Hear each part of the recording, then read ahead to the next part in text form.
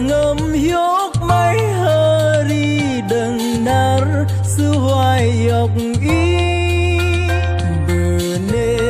ke kris yang tiloh yo ke suayok i dengar suayok i dengar suayok i ingeri bene ke dengar suayok i ingeri bene ke silinglang inde yang kris jangan ing yok dengar suayok ing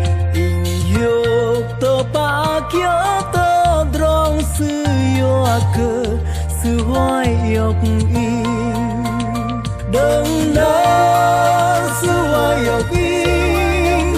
dengar suayok ing ingeri bene ke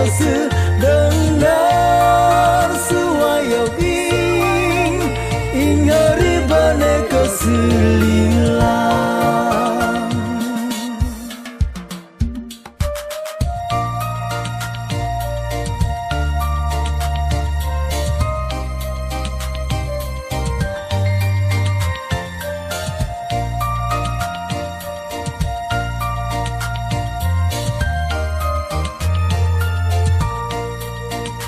Deyang pengol pecrang lam ing dengar suayok ing tepu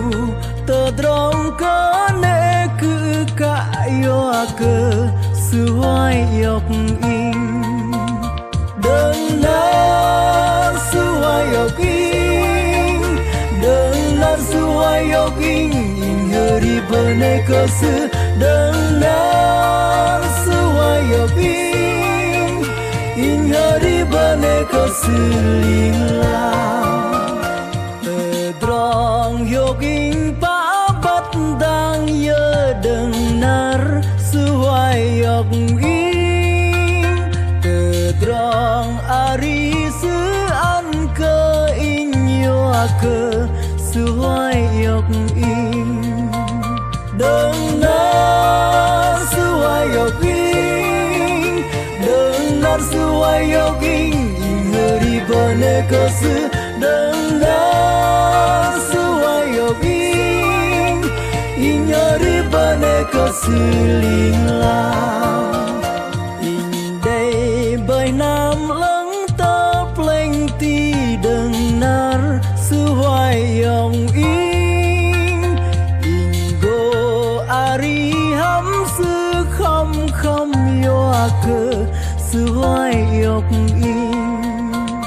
dengar suayok ing dengar suayok ing ingeri bene ke dengar suayok ing ingeri bene ke silinglang